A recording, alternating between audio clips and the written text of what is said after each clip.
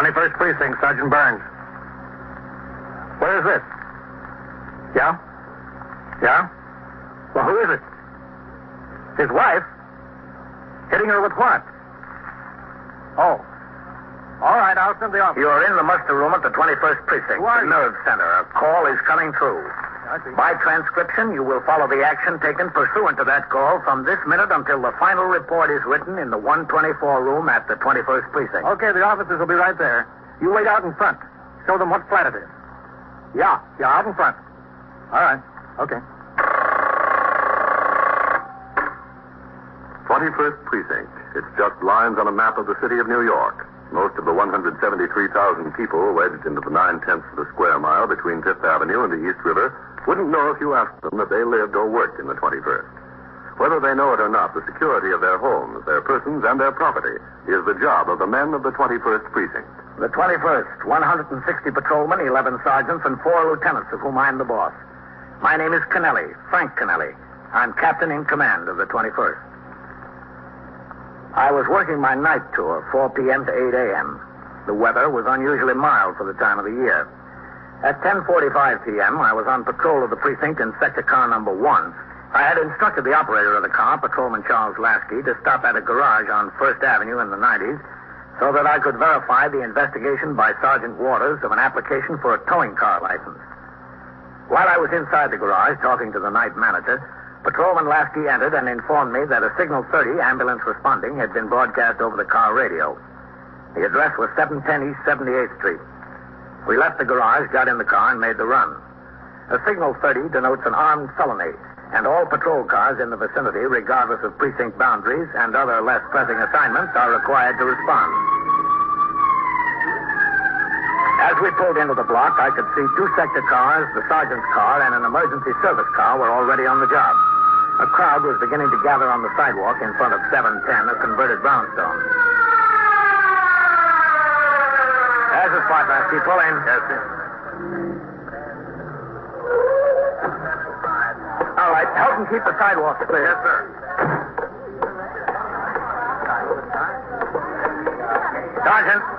Sergeant Burns.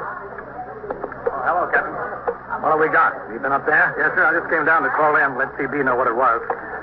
Original call was a disturbance, family fight. All right, get back off the stoop there. I told you before, there's nothing to see here. There's a man beating up his wife. Neighbors called in with it. They were making so much noise. Yeah? Now, I'm not going to tell you again. You got no business here. Now, stay off the stoop. Lasky. Yes, sir. Get on the job here. Keep the sidewalk and the stoop clear. Yes, sir. Clear. Get right Right, go ahead. Go on. Why Signal 30 over a family fight? There's third floor, Captain. Conlon and Hanneman answered the original call. They came in here. A neighbor who called in pointed the way. They could hear the screaming in the hall. They ran up and knocked on the door. Uh-huh. Right, come on. Fight stopped. The occupant, a fellow named Holtz, opened the door. He ran out between them and up the stairs. They chased him up to the roof, collared him just as he was going out the door. Meanwhile, the neighbor phoned in again. Uh-huh. He started to fight them, and they finally got him quieted down, searched him. They found a gun on him. Oh? They're at that end of the hall, Captain. What is he, a psycho? I don't know, Captain. I haven't had much chance to talk to him. There's that door there. Or would you rather go up to the roof? They've still got him up there. Oh, let's take a look in here first. Huh? That's the wife. I don't know what I'm going to do. I don't know. All right, sector car number 4. Resume patrol. I don't know. He won't hurt you now, Mrs. Holmes. I don't know what I'm going to do. Well, we'll take care of him. That's the trouble. What's the trouble? He'll go to jail, and what'll I do? How am I going to live? Why don't people mind their own business? Why do they have to call the cops? You ought to be thankful. He could have killed you. It's just an argument, a family argument. But why do people have to call a cop? He didn't even touch me. Then what happened to your face? Nothing the matter with my face. He didn't touch me. It's just an argument, that's all. Well, it might have started out as an argument, this host, but it's a little more now. The officers took the gun off of him up on the roof. I don't know why people have to butt in. Always butting in where it isn't any of their business. The neighbors called the cops because they thought he was killing you. It wasn't killing me. It was just a little argument. He likes to argue. Gets a couple of beers in him, he likes to argue. Is this what he was drinking? Doesn't look like beer. He had a couple of beers before he got home, then he had some of that whiskey here. He wasn't killing me. Where is he? Where's John? They still got him up on the roof.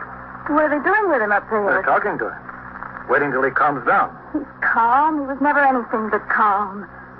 The way he keeps coming around here bothering people, he's calm. If we didn't come around, Miss Holtz, he might have shot you. He wouldn't shoot me. Not John. This whole butting in. What am I going to do? That's what I'd like to know. What am I going to do with him in jail? What would you do if you were dead? They brought him down, Captain. All right, John. Inside. John. Just about, Mrs. Holtz. Baby, I'm sorry. All right, stay away from her. Stand there, John. I want to talk to my wife. Just stand right there. Where's your coat, John? There in the closet. Which closet? Yeah, that one. You see, Annabelle, you see, if you kept your mouth shut, I wouldn't have this. What am I supposed to do? Die in silence? All right. Touch her and she hollers. Okay. Touch me. Now, look. This isn't any picnic, John. You're in a big jam. You don't want to go down into the station house with the cuffs on? Calm down. I'm calm. You should have seen him before. All right, Mrs. Holmes. I'm calm. You want a hat, too, John? No, I don't need a hat. Good work, Hanneman. Yes, sir. Let's see the gun. 38 revolver, Captain. Spanish make. What were you doing with this, John? I had it. I thought I might need it. Here's your coat, John. Put it on. That's not what I meant. It don't go good with the pants. Nobody will notice the difference. I guess not. What do you think you might need the gun for, John? For protection? Protection around the house? From your wife?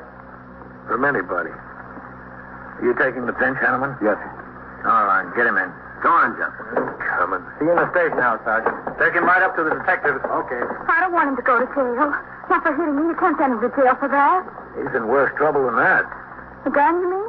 Yes, the gun. He told you what that was for, just for protection.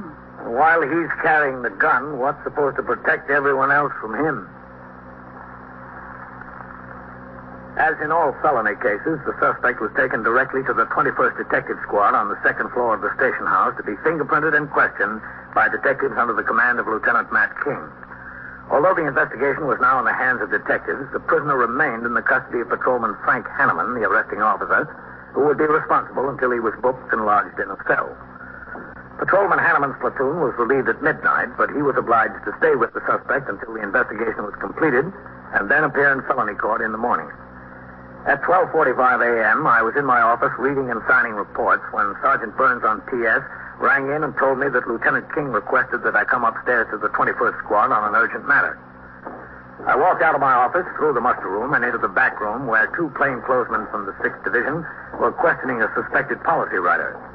Then I went upstairs to the second floor and into the detective squad room. Hello, Captain. Hanneman? Listen, could I bum another cigarette off of you? Haven't you smoked enough, John? You don't begrudge me my little pleasures. Here. Much obliged. You know what, Captain? Turns out his name isn't John Holtz at all. It's John Henley's. Oh? And they had him down in the 5th Precinct last week on an armed robbery deal. I didn't do it. The victim couldn't identify him, so they had to turn him out. He didn't have the gun then. I didn't do it.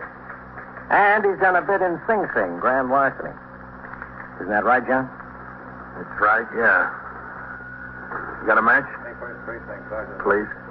You don't have anything, do you? It's a good collar, Hanneman.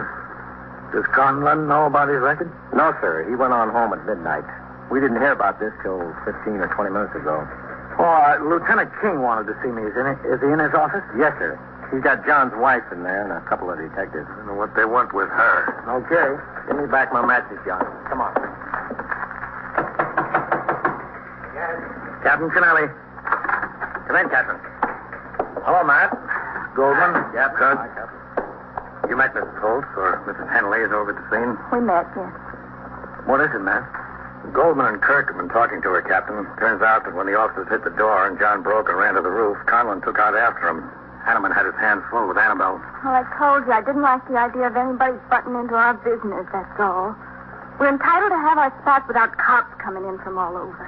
Annabelle, Patrolman Hanneman, the officer who's outside with your husband now, was busy with you while the other officer chased your husband up to the roof? Well, I was trying to keep him busy. Well, how long was it before Patrolman Hanneman went up to the roof? Him out there with John, you mean? Yes, that's right. A couple of minutes. He took me. And when you and Patrolman Hanneman got up there, what did you see? There was nothing to see. John was sitting down there by the side of the wall, and this other cop, what's his name? Patrolman Conlon? Yeah, the other one. He was standing there. Did Patrolman Conlon have anything in his hand? You know what he had in his hand. He had the gun. He took off John in his hand. And then what happened? I don't know. Nothing. Some more cops came right away, and they took me back downstairs to the flat. The new ones, one of them. Hanneman and Conlon remained up on the roof with your husband? Yeah. Him out there now and the other one. It's a big idea. I don't get it. You don't have to, Annabelle. Hanneman. Yes, sir. Bring John in here a minute. Yes. They did a good job, Captain. Nice collar. I know it was. All right, get in there, John. He treating you all right, baby? Better than you. Sit down over there, John. We want to talk to you, Hanneman. Yes, sir. Goldman, keep your eye on them. Over here, Hanneman. Yes. Okay. Yes. Hanneman, were you present when the gun was taken off of John? Well, were you? I was on the way up. Is it true that Conlon took the gun off his person when you were still down in the hall with the wife? Yes, sir. Then how come you took the pinch in this case? It's Conlon's case. We're partners. Everybody splits up their pinches. I know they do when they're both present, but you weren't. Why did you take the pinch? Conlon asked me to. He didn't want to go to court in the morning. Oh, he didn't? No, sir. Well, he will. Matt, is this phone to TS? Yes, sir. 21st Precinct, Sergeant Burns. Oh, this is Captain Kennelly. Yes, sir? Get out the residence record on Patrolman Conlon. Yes, sir? Notify him to report to the station house forthwith. While we awaited the arrival of Patrolman Conlon from his residence in response to the forthwith, the suspect, John Henleys, was taken downstairs and booked in on charges of felonious assault and violation of Section 1897 penal law. I instructed Patrolman Hanneman to report to my office after the prisoner was lodged in a cell. Yes? Patrolman Hanneman, Captain. Come in. Is your prisoner booked and in a cell, Hanneman? Yes, sir. Did Conlon tell you why he didn't want to appear in court tomorrow? No, sir. Was it that he didn't want to appear in this case or didn't want to appear in general? In general, Captain, before the tour, he asked me if I'd take any pinches tonight. He had something to do tomorrow. What? I don't know, Captain. He asked you to take the pinch, didn't he? Yes, sir, but I've asked him to take pinches on certain nights because I've had something to do the next day. We were over that before, and that's perfectly all right when you share in an apprehension. Either one of you could appear. But would you kindly tell me how you could expect to qualify as a competent witness in this case when you couldn't testify of your own knowledge that the defendant was carrying a gun? Well, usually a cop doesn't have to testify at arraignment, Captain. Bail is usually set for hearing at a later date. Supposing you got into court. Supposing John Henleys had his lawyer there, which he will. And supposing John told his lawyer that you weren't the cop who took the gun off him. The lawyer would insist on your testimony. What could you testify to? Nothing. It'd be dismissed then and there. And it'd be a fine impression for a police officer to make in court, wouldn't it? To appear as the complaining witness in a gun case when you couldn't even say whether he had a gun or not?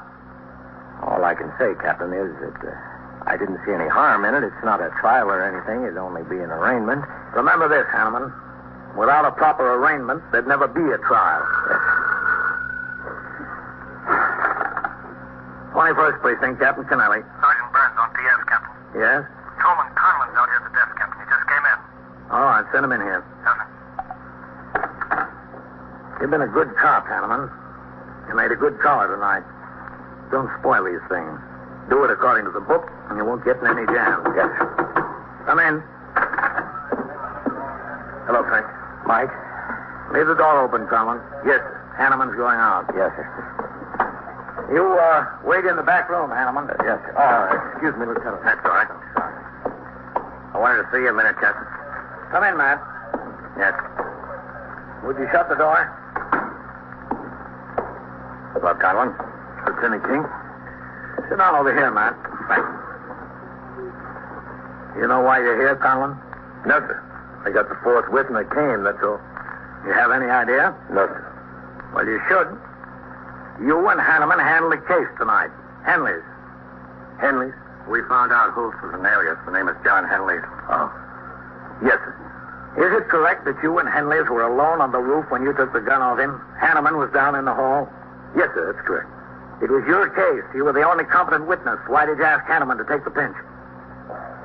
I wanted to get out of going to court in the morning, Captain. Oh, you did? Yes, sir. That's the job, to go to court. You've been in it long enough to know that, haven't you? Yes, sir, but he's been taking the pinches one night and me the next. He's captain of a bowling team, and I thought... I don't care what you thought or what you've done. In this case, Hanneman isn't worth a nickel in court. You're the only one. You knew that, didn't you? Yes, sir. Usually the hearing is set down for another date. What was so urgent to keep you out of court?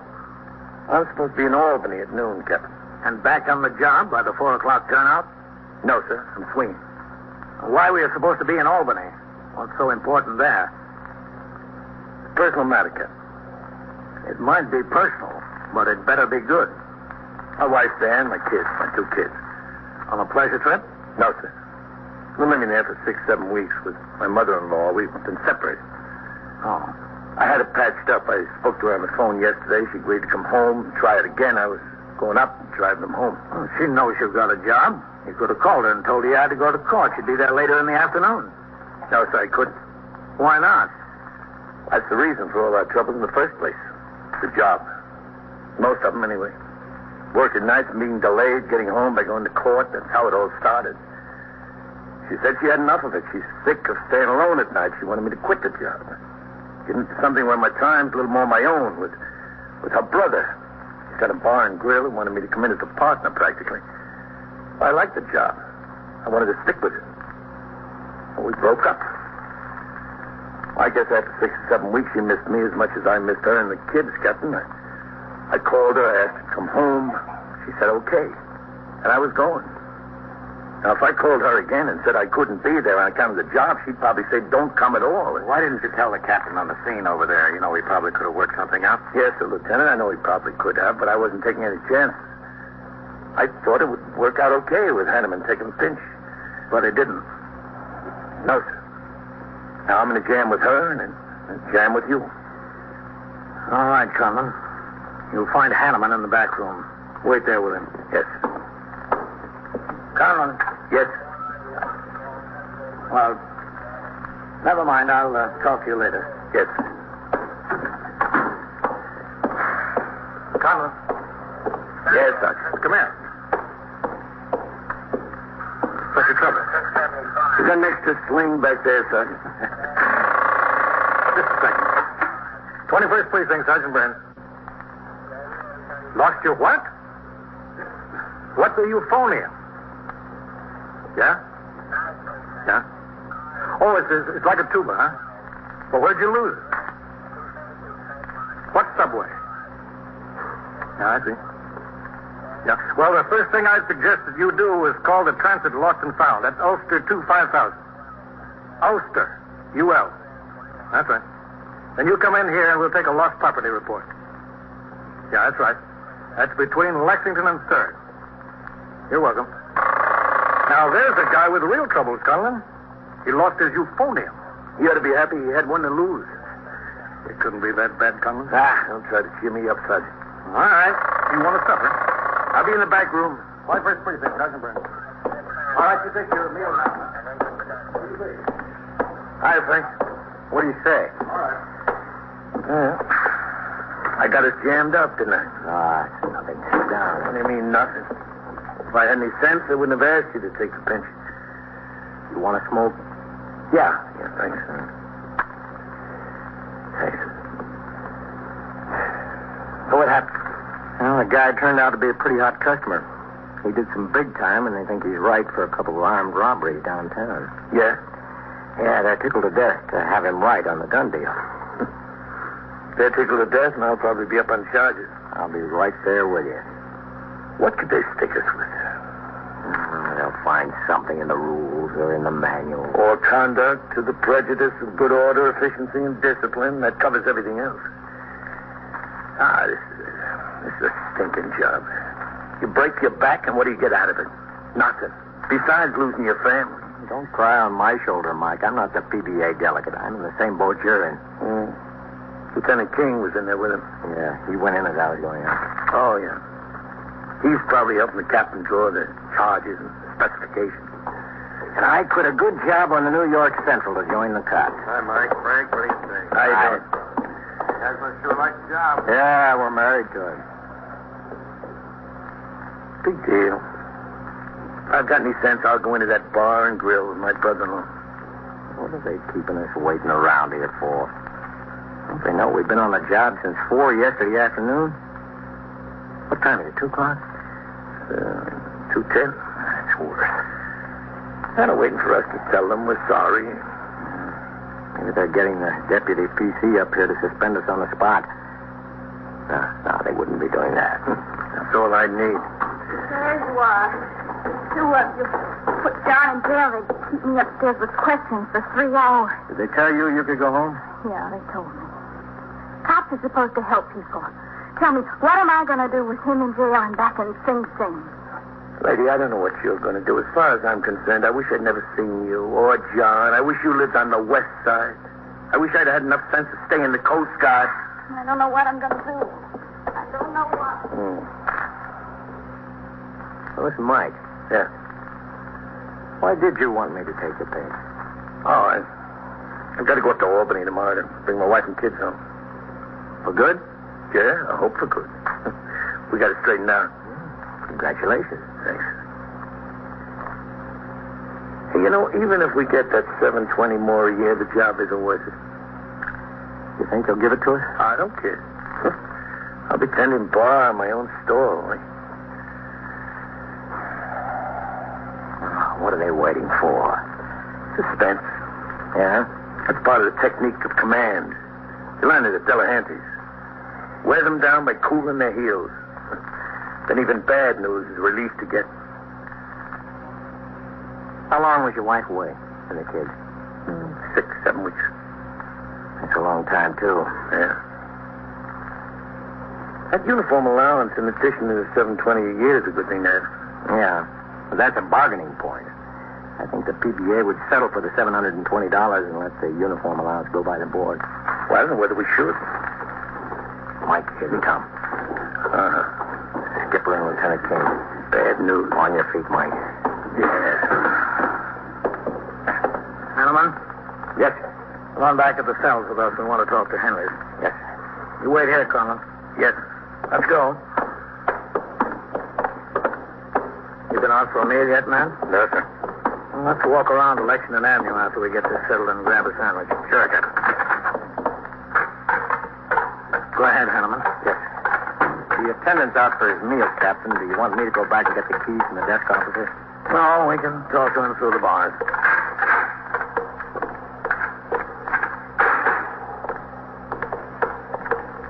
There's where we put him. Number 3. John, wake up. On your feet, John. Come on. What is it? Come here. Can't you even let a guy sleep in peace? John, you told us you did a bit for grand larceny. Yeah, so. The DCI records show you were released in 1951, April. You owe any short time now? Yeah, I owe him a year almost. Not quite a year.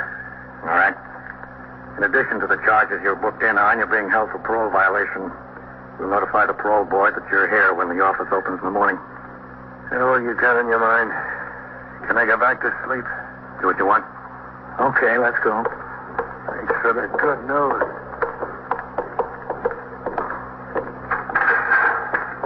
Go ahead. What's the story, Lieutenant? You'll see. I've got it, Captain. Thanks.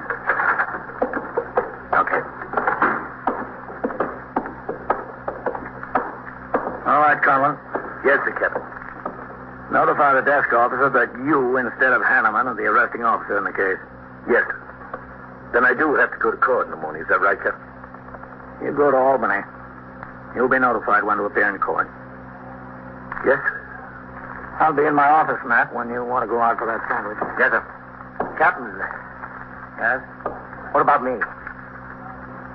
You get out of here, Hanneman. Go on home. Yes, sir. Good night, Captain. Okay, Conlon. You're off a tough spot. Next time, do it according to the book, will you? I will, Lieutenant. Thanks. Who's going to take John to court? He's got to go, doesn't he? I really appreciate it, Lieutenant. You're talking to the wrong man, Conlon. Am I? It was the captain who pulled you out of it. He's fixed it so John can be held on a short affidavit. Do they do that? I thought the police officer or a complaining witness had to be injured and unable to appear. They'll do it. The captain got in touch with the DA's office. The assistant on the job told him the magistrate would hold John without arraignment for 48 hours if he appeared to be a parole violator. Also, the captain, as the commanding officer, would appear and make a short affidavit that he had reason to believe the defendant guilty, but the arresting officer was unable to be in court. And the captain's taking him to court. Oh. Have a good trip to Albany, Colin. Yes.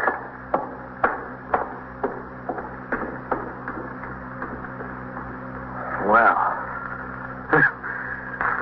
I guess we're off the hook. Yeah, I guess so. How about this, Skipper? Is that part of the technique of command? I don't think so, Frank. You don't learn that at Delaheddy's. So it goes, around the clock, through the week, every day, every year. The police precinct in the city of New York is a flesh and blood merry-go-round. Anyone can catch the brass ring, or the brass ring can catch anyone. 21st Precinct, transcribed a factual account of the way the police work in the world's largest city, is presented with the official cooperation of the Patrolmen's Benevolent Association, an organization of more than 20,000 members of the Police Department, City of New York. Everett Sloan in the role of Captain Kennelly, Ken Lynch as Lieutenant King.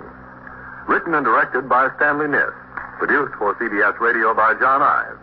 Art Hannah speaking.